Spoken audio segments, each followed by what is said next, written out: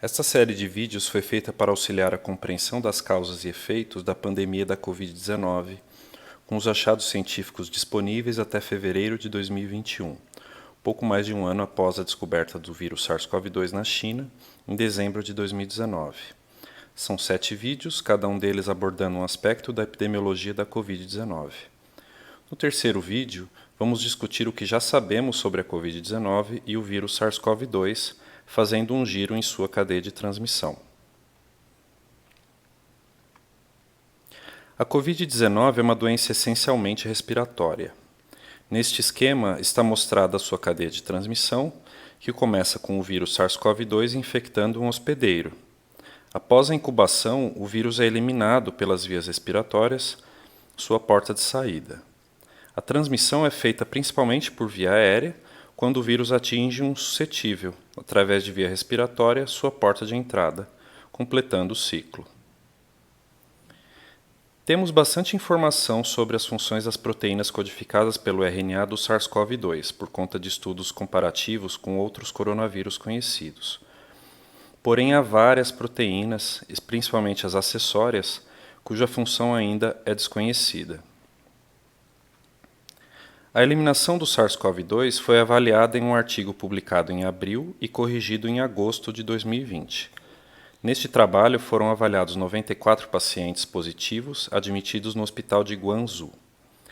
Estes foram acompanhados por coleta de suave orofaríngeo e RT-PCR do início dos sintomas até os 32 dias. Assumindo-se que o período de incubação de 5,2 dias, a infecciosidade é de 2,3 dias antes do início dos sintomas. O pico da carga viral se dá a 0,7 dia antes do início dos sintomas e a infecciosidade declina rapidamente em 7 dias, com duração de até 21 dias. Não há diferença da carga viral entre sexo, idade e severidade do quadro. Um resultado importante desse trabalho foi a estimativa de que 44% dos casos secundários, entre 25% a 69%, foram infectados durante o período assintomático dos casos índice. A transmissão do SARS-CoV-2 se dá principalmente por via respiratória, através de aerossóis, produzidos durante a tosse, espirro e até mesmo a fala a curtas distâncias. Outra via de transmissão é por contato com fomites contaminados com o vírus depositado em superfícies ou possivelmente por via fecal-oral.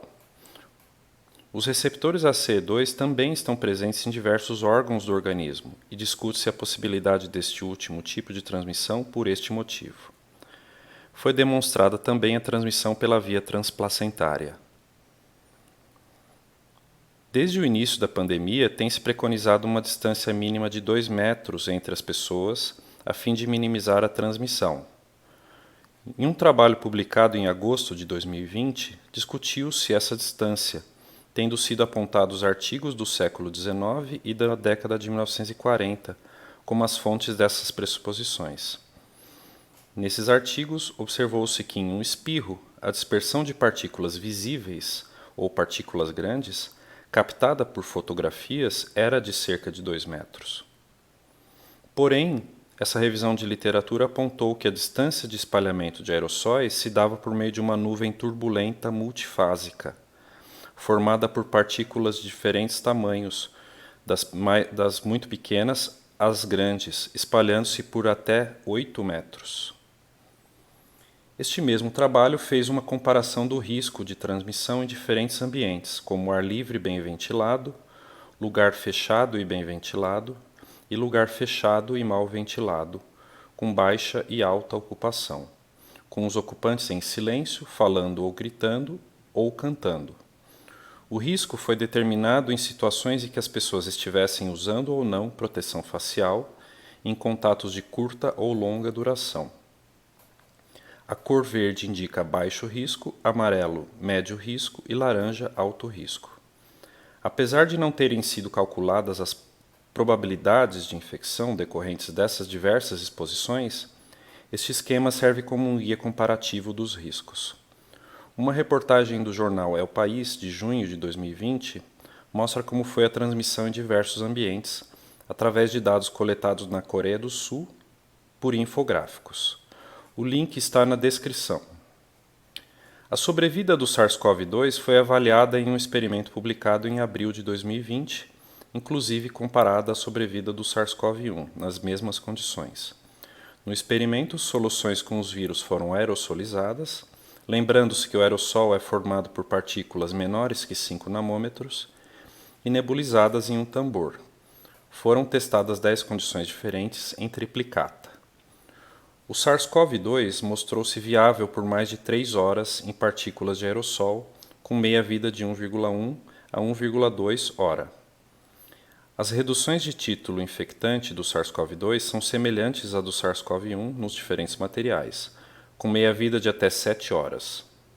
Os maiores tempos de sobrevida foram observados em superfícies plásticas e de aço inox. Estes resultados embasam a possibilidade de transmissão do SARS-CoV-2 tanto por aerossóis quanto por fomites, ou seja, objetos contaminados com partículas virais que se depositaram em sua superfície. Sobre a patogenia da Covid-19, sabemos que nem todos os expostos ao SARS-CoV-2 se infectam e que nem todos os infectados desenvolvem a síndrome respiratória. A infecção pode ter 3 estágios. Um período de incubação assintomático, com ou sem o vírus detectável. Um período sintomático não severos, com o vírus detectável. Neste período, a resposta imune específica adaptativa é ativada. E um período sintomático severo, com quadro respiratório e alta carga viral. Neste período, as células pulmonares destruídas induzem o processo inflamatório inato. Nem todos os indivíduos desenvolvem esta mesma sequência, como veremos a seguir. Após a infecção, que vamos chamar aqui de dia 0, o indivíduo pode se tornar infeccioso, ou seja, transmitir o vírus, entre 2 e 3 dias, se estendendo até o 12º e 16º dia pós-infecção. Os sintomas podem aparecer entre o 3º e 5º dia, e são observados até o 14º a 21º dia pós-infecção. Esses pacientes podem necessitar de hospitalização na enfermaria entre o 6º e 7º dia, ou 1 a 3 dias após o aparecimento dos sintomas, por um longo período, até 19 a 26 dias após a infecção. Uma parcela dos pacientes, no entanto, necessita de internação e UTI entre o 7º e 8º dia, ou 4 a 5 dias após o aparecimento dos sintomas, também por um longo período, até 19 a 26 dias pós-infecção. É aqui que reside um grande desafio dessa doença, a ocupação dos leitos hospitalares por períodos prolongados. Voltaremos a esse aspecto em vídeos posteriores. No começo da pandemia, especulava-se que de todos os infectados, mais de 80% desenvolveriam no máximo sintomas leves da Covid-19, não necessitando de atendimento médico. O restante dos infectados necessitariam de atendimento médico, seja em enfermaria ou UTI, e nesta parcela ocorreria a maioria das mortes. A despeito das especulações, era consenso que todos os indivíduos infectados seriam infecciosos, durante um período mais curto nos assintomáticos e mais prolongado nos sintomáticos. Por meio de um modelo analítico decisório publicado em janeiro de 2021, estimou-se que cerca de 59% de todas as infecções de SARS-CoV-2 podem ser provenientes de transmissão assintomática, 35% de indivíduos pré-sintomáticos e 24% de assintomáticos. A incerteza a respeito da transmissão pré-sintomática e assintomática foi estudada em um cenário de pico de infecciosidade, variando entre 2 dias antes do início dos sintomas, ou seja, mais infecção pré-sintomática, a 2 dias depois, ou seja, menos transmissão pré-sintomática, e transmissão a partir de assintomáticos variando entre 0 e 70%. Para ler o gráfico, um exemplo. Quando o pico de infecciosidade é o mesmo do início dos sintomas, ou seja, diferença igual a 0, com 10% das transmissões provenientes de indivíduos assintomáticos, significa que aproximadamente 51% de todas as transmissões seriam provenientes de indivíduos assintomáticos. Neste esquema é mostrado o passo a passo da patogenia da Covid-19. No centro é mostrado um alvéolo pulmonar e, em volta dele, capilares sanguíneos envolvidos nas trocas gasosas. As células alveolares pintadas em verde são os pneumócitos do tipo 2. No lado direito, os pneumócitos do tipo 2 foram aumentados para que se pudesse ver os processos de invasão celular e o receptor ACE2. Ao contrário do SARS-CoV-1, que acomete principalmente o trato respiratório inferior, o SARS-CoV-2 acomete o trato respiratório superior. Por conta da transmissão por aerossóis, essas pequenas gotículas alcançam facilmente os alvéolos pulmonares. Uma vez no alvéolo, o vírus SARS-CoV-2 se liga ao receptor ACE2 através de suas espículas, ou proteínas S. Em seguida é absorvido e, uma vez dentro do pneumócito, o RNA viral é processado pelos ribossomos. Em decorrência da tradução do RNA viral, são produzidas poliproteínas que, posteriormente, são quebradas pelas proteases, formando as peças de novos capsídeos virais. Ao mesmo tempo, o RNA viral é processado pela RNA polimerase RNA dependente, ou RPRD, para que novas cópias de RNA sejam feitas. Depois que todas as peças do novo vírus estiverem disponíveis, estes são liberados para a luz do alvéolo, onde podem ser expelidos e encontrarem novos hospedeiros. Novas partículas virais podem ser liberadas para as células vizinhas, que, com o avanço da infecção, fazem com que as diversas células infectadas se juntem em uma grande célula sincicial. Eventualmente, essas células irão se romper. Quando isso acontece, mediadores inflamatórios ativam os linfócitos T, que, quando ativados, produzem interleucinas, que vão parar na corrente sanguínea através dos capilares. Este processo aumenta a vasodilatação e aumenta a permeabilidade capilar. Ao desenvolvimento de edema alveolar, diminuição da concentração de substância surfactante, que normalmente ajuda a manter o alvéolo inflado, o aumento da tensão superficial até o colapso alveolar. Este processo causa desconforto respiratório e hipóxia. A ruptura dos pneumócitos recruta neutrófilos para a luz do alvéolo acometido, que secreta proteases que, na tentativa de eliminar o vírus, acabam destruindo as células do alvéolo. O acúmulo de células mortas no interior do alvéolo piora o colapso alveolar. Na tentativa de expulsar este acúmulo de material do alvéolo, o paciente apresenta um dos sintomas da Covid-19, a tosse. A consolidação do material alveolar diminui as trocas gasosas, piorando ainda mais o desconforto respiratório e a hipóxia. Este quadro é chamado de Síndrome Respiratória Aguda Severa, do inglês SARS. A diminuição da perfusão de oxigênio no sangue ativa quimiorreceptores no sistema nervoso simpático, aumentando a frequência cardíaca e a frequência respiratória. No hipotálamo, as interleucinas vão agir, aumentando a temperatura corpórea, causando outro sintoma da Covid, a febre. Com o passar do tempo, a permeabilidade capilar ocorre sistematicamente, causando a síndrome da resposta inflamatória sistêmica. A diminuição da resistência periférica total e do volume sanguíneo causa a diminuição da pressão sanguínea e da perfusão, que, por sua vez, causa falência de múltiplos órgãos. No fígado, causa aumento de AST, ALT, bile e proteínas da fase aguda. No rim, causa aumento de creatina e ureia. E no coração pode causar o infarto de miocárdio. Finalmente, a síndrome da resposta inflamatória sistêmica pode causar choque séptico. Na dependência do estado do paciente e de condições predisponentes, uma vez que essa cadeia de eventos se inicia, a morte pode ocorrer em quaisquer dos passos. Este gráfico de um artigo publicado em maio de 2020 mostra a estimativa da mortalidade de infectados estratificada por idade e sexo, plotada em uma escala logarítmica, utilizando dados de 12 países através de inquéritos sorológicos de indivíduos de até 65 anos até maio de 2020. A mortalidade dos indivíduos acima de 65 anos foi inferida. A taxa de mortalidade pode alcançar valores superiores a 7% dos infectados nas faixas etárias acima de 80 anos. Independente do sexo, a mortalidade aumenta com a idade, sendo significativamente maior entre homens nas faixas etárias mais idosas. A mortalidade geral aumenta cerca de 0,5% a cada intervalo de 5 anos de idade para os indivíduos com idade superior a 10 anos.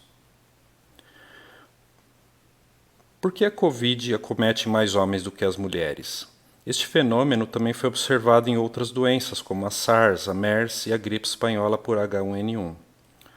Homens apresentam uma maior prevalência de doenças cardíacas. Também apresentam maiores taxas de alcoolismo e tabagismo, variável de país para país. Esses dois hábitos fazem com que o indivíduo coloque a mão à boca com maior frequência. Homens lavam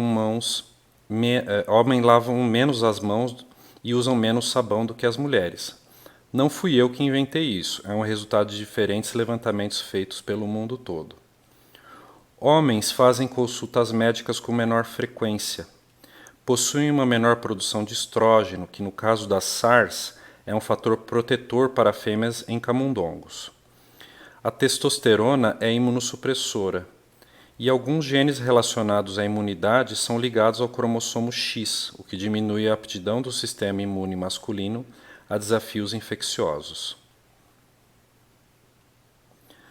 As predisposições para quadros graves de Covid são doenças crônicas como as cardíacas, respiratórias, diabetes e hipertensão, imunossupressão, mas também inequalidade e acesso aos serviços de saúde, predisposições sociais e comportamentais, como o tabagismo e alcoolismo, e fisiológicas, como a menor síntese de vitamina D, mais frequente em pessoas com pele negra.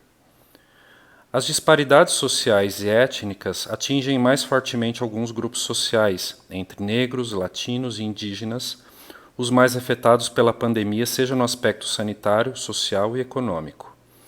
Desta forma, a Covid-19 não é uma pandemia, mas sim uma sindemia. Sindemia decorre de interações biológicas e sociais que impactam o prognóstico, o tratamento e a política em saúde. Sindemia não é meramente uma comorbidade. É caracterizada pelas interações biológicas e sociais que aumentam a susceptibilidade à doença ou pioram o desfecho médico. A redução do impacto da Covid-19 demanda uma maior atenção às doenças negligenciadas e inequalidade socioeconômica do que temos observado até então. No gráfico A, é mostrado o risco de infecção idade específico relativo à faixa etária de 70 a 74 anos, construída com dados oficiais de mortes cumulativas de adultos com mais de 20 anos, de 20 países até novembro de 2020. Observa-se um excesso de risco significativo em faixas etárias maiores de 90 anos e menor entre 30 e 60 anos, porém com grande variabilidade. No gráfico B é mostrada a estimativa de mortalidade dos infectados por faixa etária, comparada à faixa etária de 55 a 59 anos nos pontos pretos, utilizando dados de 45 países até maio de 2020. Em azul são mostrados os dados dos países considerados na análise e em cinza a área de excesso de risco, compreendendo as faixas etárias acima de 65 anos.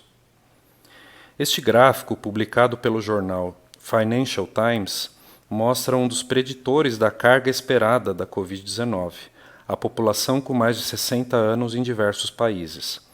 Como vimos anteriormente, esta é a população mais suscetível à infecção e morte por Covid-19. Juntamente com os demais fatores predisponentes, também vistos anteriormente, pode-se ter uma ideia do desafio que cada país tem e terá no combate à pandemia, especialmente na adoção de medidas de contenção e de prevenção.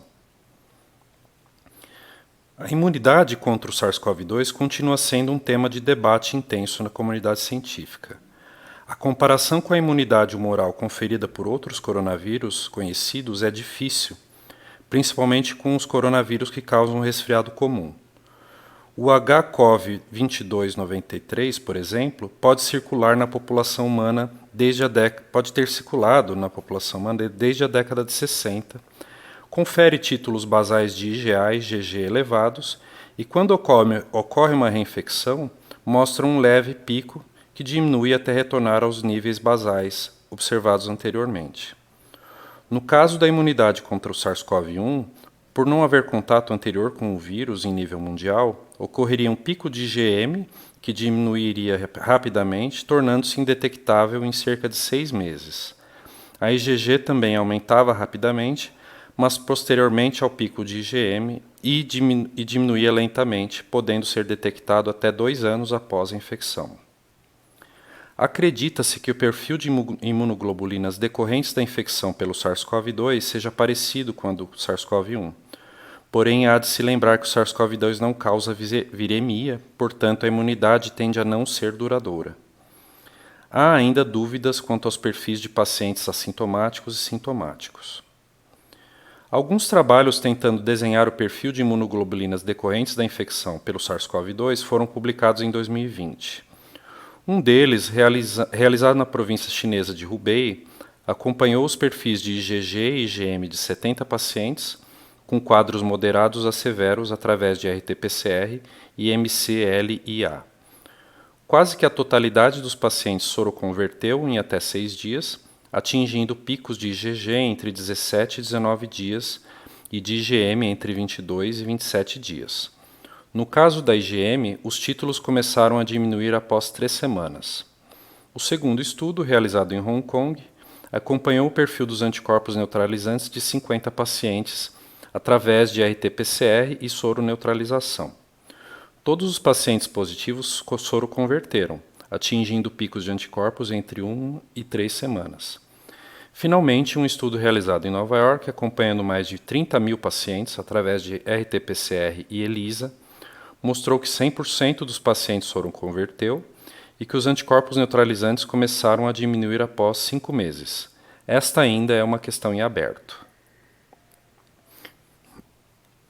Além dos diagnósticos clínicos, os testes diagnósticos são essenciais para o correto diagnóstico da COVID-19.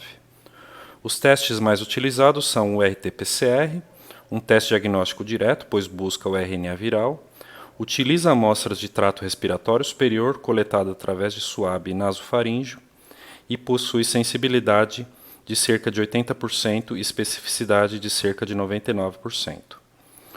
Os testes sorológicos, por exemplo, os imunoensaios qualitativos para IgM e IgG, são testes indiretos, pois buscam anticorpos contra o SARS-CoV-2 e possuem sensibilidade de cerca de 86% e especificidade de cerca de 93%.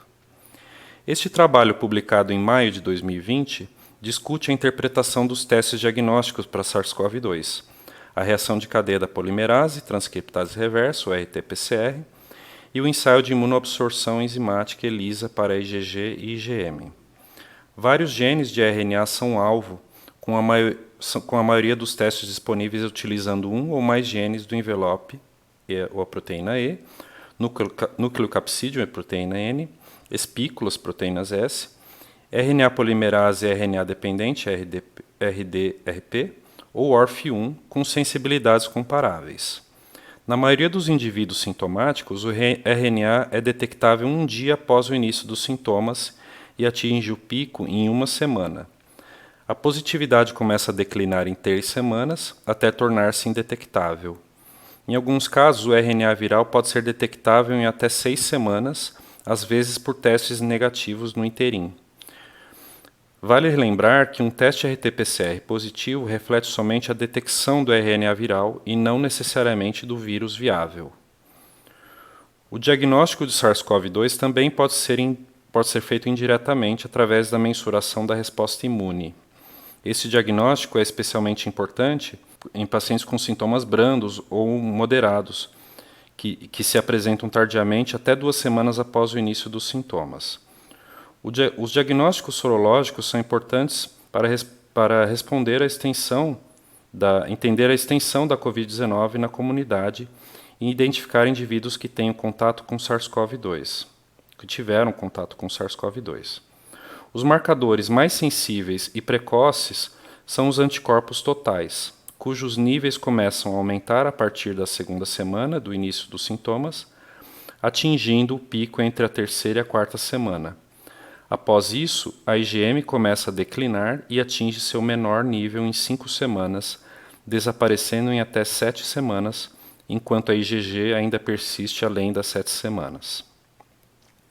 Nesta revisão de literatura publicada em julho de 2020, verificou-se a acurácia ou valores preditivos dos testes sorológicos disponíveis para a Covid-19, os ensaios de imunoabsorção enzimática, ou ELISA, imunoensaios de fluxo lateral, LFIA, disponíveis em farmácias no Brasil, e os imunoensaios quimioluminescentes, CLIA. Os valores preditivos são dependentes da prevalência da doença na população onde os testes são aplicados. No exemplo trazido pelo artigo, no caso de um paciente sabidamente infectado, a prevalência de 10% de infectados na população, o CLIA produziria 98% de resultados verdadeiramente positivos, o ELISA 84% e o LFA somente 66%. No caso de pacientes não infectados, a proporção de resultados verdadeiramente negativos é similar entre 97% e 98%. Os autores desse artigo desaconselham o uso de LFA em postos de testagem. É essencial que a definição de caso seja a mesma durante a pandemia. Este artigo, publicado em maio de 2020, mostrou os efeitos da mudança desses critérios de 15 de janeiro a 3 de março de 2020 na China. Neste período, houveram 7 definições diferentes de casos, como mostra o gráfico. As mudanças nessa definição alteram significativamente o número de casos reportados, corroborando as suspeitas sobre os casos de Covid-19 informados pelo governo chinês, como veremos nos vídeos posteriores. Por meio de modelos de crescimento exponencial, determinou-se que o impacto da mudança do primeiro para o segundo critério, o número de casos foi subestimado em cerca de 7 vezes na China. Do segundo para o quarto critério, cerca de 3 vezes, e do quarto para o quinto critério, cerca de 4 vezes. Se a quinta versão tivesse sido utilizada desde o início da pandemia, 232 mil casos teriam sido reportados, ao invés dos 55.508 reportados em 20 de fevereiro de 2020. O critério de caso de Covid preconizado pelo Ministério da Saúde brasileiro é complexo, porém não sofreu alterações até fevereiro de 2021. Inclui critérios clínicos, clínico-epidemiológicos, clínico por imagens e laboratorial para assintomáticos e assintomáticos. Os critérios podem ser consultados na página de internet do Ministério da Saúde. Um outro critério importante, porém pouco comentado, é o de cura. Não há uma definição oficial de curados da Covid-19 no Brasil. Na China, utilizou-se como critérios a melhora no raio-x, a ausência de febre por 10 dias e 2 swabs negativos para o antígeno. Uma outra questão é a reinfecção pelo SARS-CoV-2. Em um trabalho publicado em julho de 2020, relatou-se que após a alta, alguns pacientes permanecem ou retornam a positivar em testes sorológicos subsequentes, e alguns até mesmo apresentam uma recidiva de sintomas. Pacientes podem testar positivos até 13 dias após a recuperação. A resposta imune pode ser de difícil indução em alguns outros pacientes, poucos deles, para os quais as vacinas supostamente não funcionariam. Alguns pacientes simplesmente não soroconvertem, como acontece para diversos outros patógenos. O primeiro caso documentado de reinfecção pelo SARS-CoV-2 foi identificado em agosto de 2020. O paciente morava em Hong Kong e teve um segundo teste RT-PCR positivo 142 dias depois do primeiro episódio sintomático, também diagnosticado por RT-PCR. O indivíduo soroconverteu no segundo episódio e foi infectado por 2 linhagens diferentes de SARS-CoV-2, uma em cada episódio. Após esse caso de reinfecção, diversos outros foram identificados no mundo todo. Esses achados são um alerta para que todos os pacientes infectados sejam monitorados sistematicamente. Nessa coorte realizada com uma equipe médica de 4 hospitais escola da Universidade de Oxford entre abril e novembro de 2020, Tanto indivíduos sintomáticos quanto assintomáticos eram submetidos a testes sistemáticos de sorologia e PCR. Ao todo, 12.219 profissionais foram acompanhados, sendo que cerca de 10% foram soropositivos, 76 deles durante o estudo, e somente 3 deles testaram positivos no PCR. O paciente 1 apresentou sintomas da Covid-19 em abril e testou positivo no PCR. Soroconverteu e permaneceu soropositivo até outubro. Apresentou 5 PCRs negativos até resultar positivo após 190 dias do primeiro teste sorológico positivo, sem que tenha apresentado sintomas. Testes PCR sequenciais após 2 e 4 dias resultaram negativos. O paciente 2 apresentou febre em fevereiro, mas não foi testado. Testou positivo no teste sorológico em maio. 3 testes sorológicos subsequentes, entre julho e outubro, resultaram negativos, com queda de título de anticorpos. Após 14 PCRs negativos, tornou-se PCR positivo 180 dias após o primeiro teste sorológico positivo, sem apresentar sintomas. Um novo PCR realizado 2 dias depois resultou negativo. Finalmente, o paciente 3 apresentou sintomas em março, mas não foi testado. Foi identificado como soropositivo em maio. Testou positivo no PCR sem apresentar sintomas 231 dias após os sintomas prévios. Os resultados desse estudo robusto sugerem que a infecção prévia pelo SARS-CoV-2 promove proteção contra a reinfecção em curto prazo por pelo menos 6 meses. Um aspecto nefasto da Covid-19 são os sintomas persistentes, conforme esse editorial publicado em julho de 2020. Alguns sintomas da Covid são observados mesmo após meses de cura. Estes podem incluir febre persistente, fadiga, dor de cabeça, vertigem, confusão mental, insônia, falta de ar, dor no peito, tosse, arritmia cardíaca, erupções cutâneas, dor articular e hipertensão. Depois do que vimos até aqui, vale a pena revisitar a cadeia de transmissão da Covid-19. É possível agora imaginarmos quais seriam as medidas ideais para quebrar cada um de seus elos. Quanto ao vírus, é importante estudar continuamente os aspectos genéticos e moleculares do SARS-CoV-2, por exemplo, as suas linhagens e a patogenia, como veremos em vídeos posteriores. Quanto aos hospedeiros, é importante monitorar indivíduos expostos quanto aos seus sintomas, monitoramento por testes diagnósticos e instituição de quarentenas. Quanto à porta de saída do vírus, a medida mais importante, além do isolamento de um indivíduo infectado, é o uso de máscaras. Quanto à transmissão, além das medidas de distanciamento social, é necessária a limpeza dos ambientes. Quanto à porta de entrada, as medidas de higiene pessoal com água e sabão, álcool gel e soluções de hipoclorito de sódio mostraram-se eficientes para eliminar o vírus.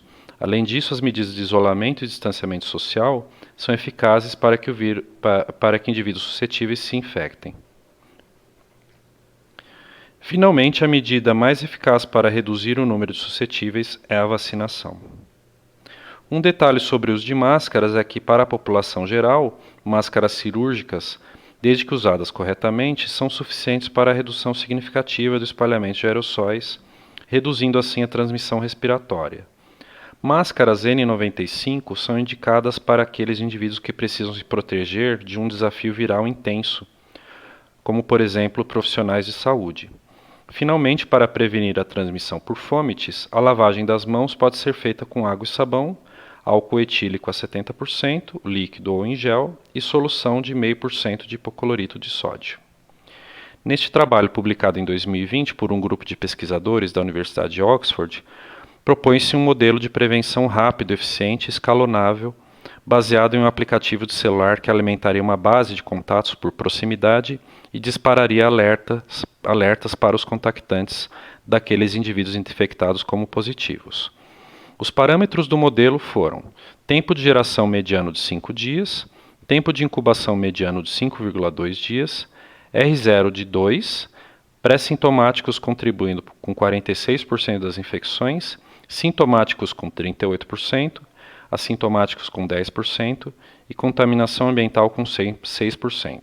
Na figura A, observa-se uma simulação de como o modelo funcionaria dia a dia, mostrando a rotina de um indivíduo infectado e apresentando os sintomas no dia seguinte, quais seriam seus contactantes e como os disparos de alerta e ações seriam feitos. Na figura B, é mostrado o efeito da diferença de tempo entre o diagnóstico positivo de um indivíduo e o estabelecimento da quarentena dos contactantes. Quanto menor essa demora e quanto maior a proporção de contactantes for isolada, a maior a redução diária do R0. Além disso, os autores concluíram que o controle manual, entre aspas, dos contactantes é ineficaz na redução do R0. Alguns países tentaram utilizar aplicativos como esse, como a China, Coreia do Sul e Reino Unido, porém com diferentes resultados e respeito à privacidade, transparência e proteção de dados. Tais questões éticas restringem fortemente a sua utilização. Mesmo que não haja um aplicativo como este no Brasil, é imprescindível que a detecção de casos e rastreamento de contactantes seja feita de forma mais eficiente, para que assim haja uma efetiva redução do R0. Para finalizarmos, deixo para vocês este que deveria ser o mantra das autoridades de saúde: teste, rastreamento e isolamento. Um esforço coordenado para quebrar as cadeias de transmissão utilizando estes princípios resultaria numa carga muito menor da Covid-19 que a que temos observado no Brasil, especialmente quando comparamos a performance da resposta oficial de alguns países como Coreia do Sul, Taiwan, Singapura, para citar somente alguns exemplos. No próximo vídeo, vamos ver qual é o efeito dessa falta de coordenação.